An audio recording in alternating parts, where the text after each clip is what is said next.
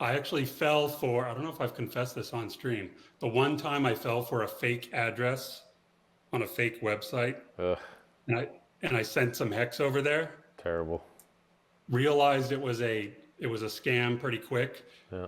Ran back into the hex chat to alert everybody, right? Yeah. It's just so funny. I remember it. Everybody, don't go to this website. I just got scammed. Don't do Probably what I got banned. did. Yeah, you immediately deleted all my messages Yep. and replied, I got a good idea. How about you dumbasses don't fall for scams? And I was like, that SOB. I was trying to warn everybody, and then Yeah. later I realized, oh, we ghost the scams. We don't Yep. put the links. Because everyone else will click the link and be like, what? This looks great. Double my coins. Yeah. We all fall for, most of us fall for something at least one time. So that was my experience. Yeah, it's a war zone out there, man. There are people that want your coins, and they'll say anything to get them out of your hands.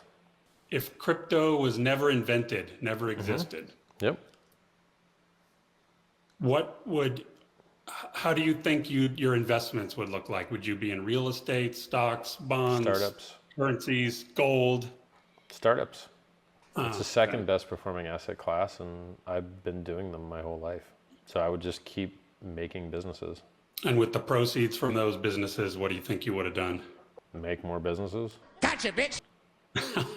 All right. I mean, you can't beat it. I mean, look what Peter Thiel did, right? Peter Thiel made a business, X.com, which merged with PayPal, and then he invested in Facebook, and then he invested in a startup that basically like was EOS. Of course, EOS dumped in everyone's head about Bitcoin. Lol, their foundation. But he made a killing there. And then he started Palantir. And then he started like a longevity VC. Just keeps starting things. Seems fine. Bill Gates keeps starting things. Jeff Bezos keeps starting things. Elon Musk keeps starting things. Richard Hart keeps starting things. We see ways to make the world better. We do it. So I would do the same. Cool. I would do the same thing, whether crypto existed or not. There's a million things wrong with the world you can fix, and people will happily pay you. Cool. Thanks for that answer. All right. So I want to ask you a question about gold. We know how much you hate it, and the math speaks for itself. It's flat and everything. Yep. Yeah. So another thought experiment. If crypto had never existed, I have a theory that all the people that kind of think the way we all do, aware people who know what's going on with inflation and everything. If crypto never existed, I think maybe, or a lot of us would have piled into gold instead, and then the gold narrative would have taken off. What do you think? Nope. Okay. The tail can't wag the dog. Crypto is too small to move gold. If every single crypto holder dumped their entire load into gold, it wouldn't move it, which is why its gains suck. Because there's not enough money in the world to buy its stupid price up, because it's too heavy. So even if we did all pile in, it wouldn't have moved the price because of the size of the market. All right. Yep. Good answer. And by the way, they're mining that stuff all the time. And the more the price goes up, the more they mine. When Bitcoin price goes up, they don't mine any extra. But with gold, they really do mine more. Warren Buffett has a good take on this. He has a lot of good takes on a lot of stuff. He doesn't have a good take on crypto, but he's got a good take on gold. You dig it out of the ground to bury it back in the ground in a bank vault. Yep. And it produces exactly what? You moved its location in the ground. Congrats. When talking about pulsechain lately, you've used that McDonald's franchise analogy where, hey, we're just going to be another chain and help out with some of the capacity among all the other features that pulsechain is going to have. So my question is, like, that metaphor really resonated with me. So I'm wondering, why are there not already 100 forks of Ethereum? And I don't even mean like hard to do. Impressive forks with features like Pulse is going to have. There are many forks of Ethereum that start empty. Many. Yeah, they could all make the same analogy. We're just going to offload the capacity. Yeah. Well, the difference is, I'll answer that question for you very specifically. You make a fork of Ethereum. Do you have users? Nope. Only if they know your fork exists. Okay. Well, how are they going to know your fork exists? You have to tell them. All right, and what are the useful things on your chain? Well, people have to launch their coins from scratch on your chain because your chain launched empty.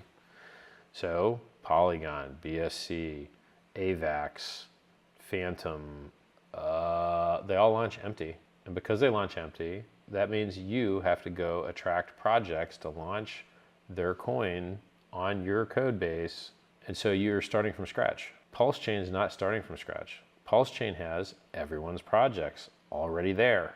Now, if it's fake DeFi and has oracles or other crap that's off chain, that stuff doesn't come over. Or like USDT. Can you redeem them for $1? No. The difference with Pulsechain is it's launching with tens of thousands of coins at launch and tens of thousands of coins trading at launch.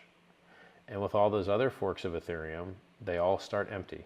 What we're doing has never been done before, and it is hard to do. So launching empty forks of Ethereum, way easy to do. Launching stateful forks, hard to do. Hey, I want to ask you about marketing, because you're kind of an expert in that area. In my opinion, it's absolutely glorious that we have such decentralized efforts. Like we had that NASCAR race, we had celebrity boxing, which was ludicrous and yet glorious. We have people sending postcards out, we had TV ads, we had rap taxi cabs. Do you think on balance, it's better that all of that is happening in a decentralized way and in multiple mechanisms? Yeah, for sure. Even if they're not necessarily the approach you would advocate if you were in charge of it? I still prefer maximally effective on-ramping. I still don't like ads that don't work, and most ads do not work. I don't think billboards work. I don't think sports advertising works. I don't think race cars work. I think direct mail works. How do you know whether ads work or not? Yep. People tell you. That's how they found you. Or at least they complain and say, oh, I hate this ad. So at least you know a person that has high net worth, saw it, evaluated it, understands it, or has the opportunity to. And those are things I never saw with any of the other ads. I never saw Hexagon say, oh God, I'm so glad I saw that sports ad, or I'm so glad I saw that NASCAR ad, or I'm so glad, I've never heard those words uttered. Right. Yet nor do you see spikes in traffic when the things occur. Traffic flat, no difference, no clicky click. So if no one's clicking, how good can the ad be? Not good. What? I think direct mail is the best. Now maybe calling works. I don't know. Maybe bigger seminars where you charge people to enter. That seems to work for a lot of things. A lot of steak knives, a lot of milkshakes, a lot of real estate, a lot of Amazon drop shipping. A lot of that stuff is, buy my program, here, check this out. It works for a lot of people. Okay, what's the most popular? Isn't it great that different Hexagons try different things? Yeah, I mean, it looks cool if you do it once. You're like, look, we did this thing. Yeah, it's nice, but it's not nice if they dump the price to do it. And they're gonna say, I personally saw more on-ramping than the expense, and if that's true, it cancels out, I guess. But I just love stuff that works maximally well. I don't have perfect evidence for it, but my gut feeling is that direct mail and postcards murders. That's my gut feeling. It rounds around censorship. You can hit the same guy more than once. They have time to read it and understand it. You have a chance to stand out. They have cryptos advertised on F1 cars, and I never go to them, and I don't know what they do, and I don't care. And I don't think anyone else cares either. There's no unique benefit statement. There's no headline. There's no sales pitch. Why would you even go to it? You don't even know what it is. You just see a word. You're like, oh, word. What, am I going to Google the random word? No one does that crap. I think F1 advertising is a huge waste. I think just writing hacks with some colorful logo, who's going to go? Like, oh, cool, colorful logo. You need to have a compelling reason for them to go to the site. You need a unique benefit statement. You need a logo. You need a slogan. You need a pitch. It's more important than the logo. The URL with a pitch is way more important than a logo or a company name.